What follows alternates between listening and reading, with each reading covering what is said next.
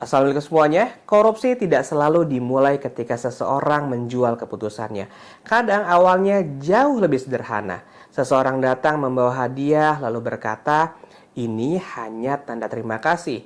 Orang yang menerima juga merasa belum melakukan apa-apa. Tapi sejak hadiah itu diterima, ada sesuatu yang mulai tumbuh.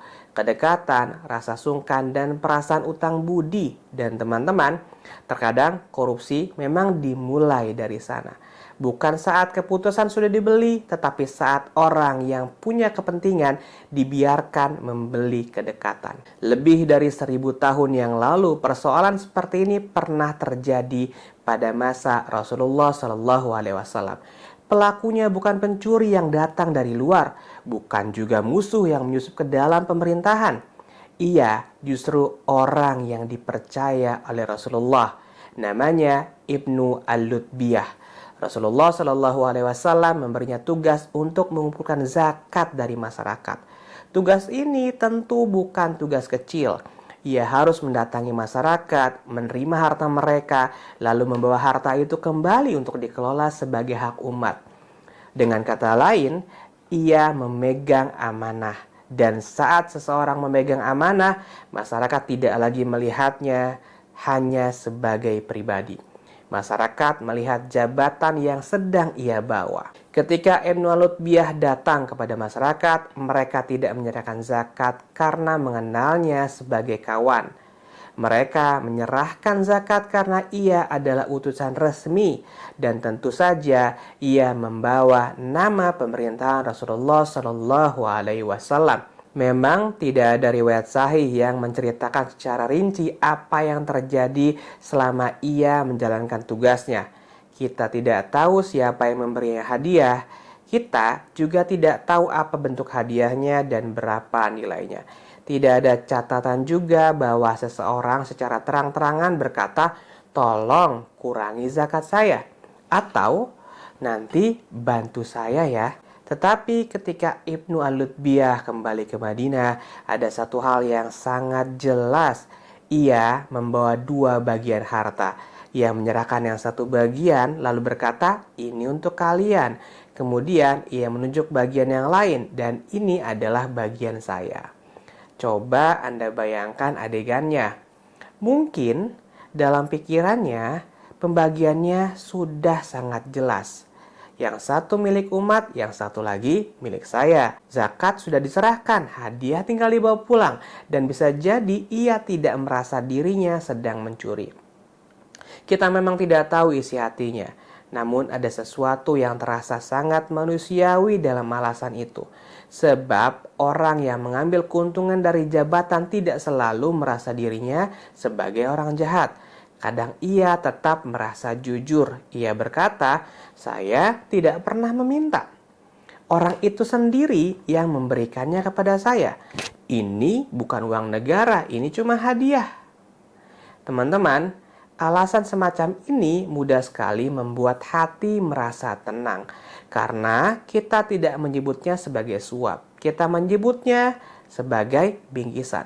Kita tidak menyebutnya konflik kepentingan. Kita tidak menyebutnya hubungan baik. Kita tidak menyebutnya membeli pengaruh.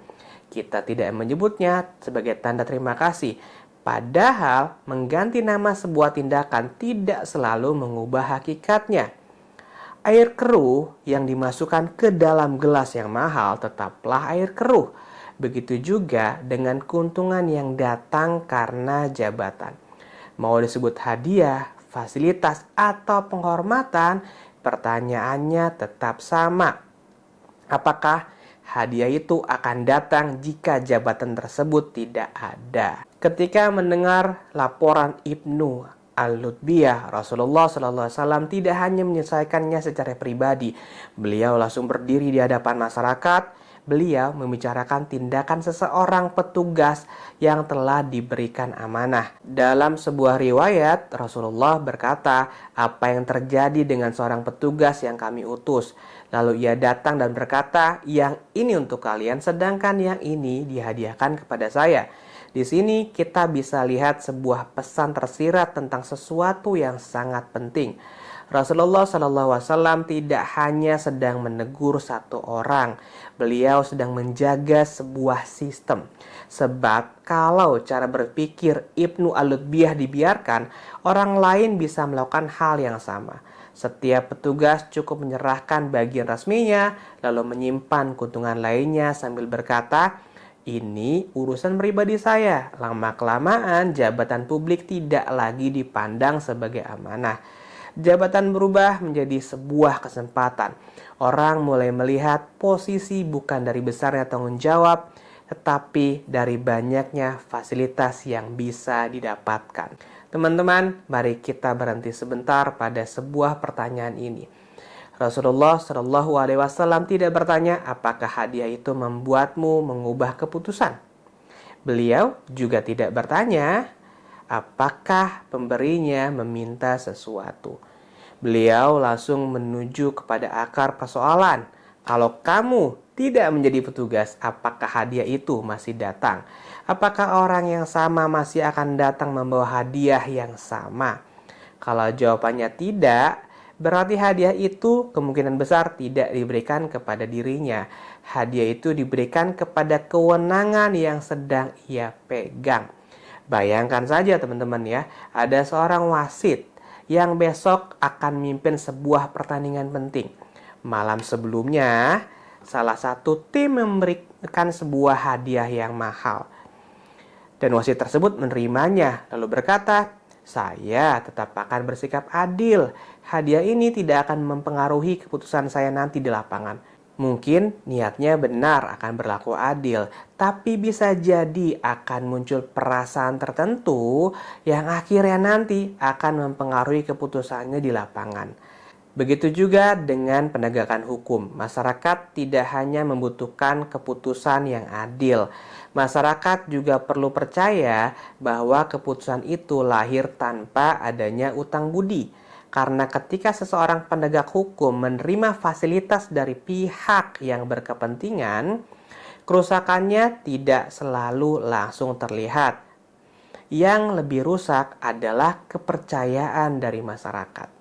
Tentu saja ini bukan berarti semua hadiah itu dilarang. Kita boleh saling memberi hadiah, bahkan itu dianjurkan. Hadiah dapat mempererat kasih sayang antar sesama.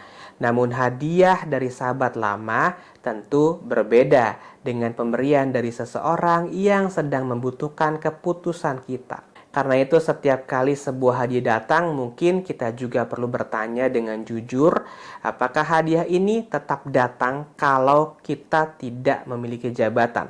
Apakah orang ini sedang memiliki kepentingan terhadap keputusan yang akan saya buat nantinya?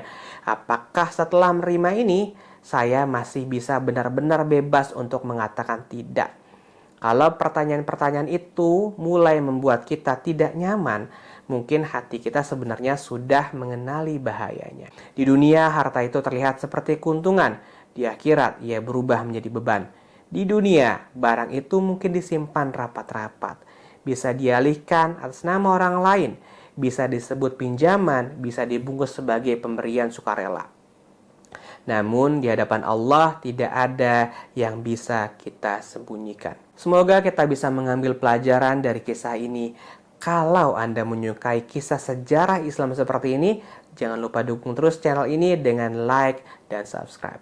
Sampai ketemu lagi di cerita berikutnya. Assalamualaikum warahmatullahi wabarakatuh.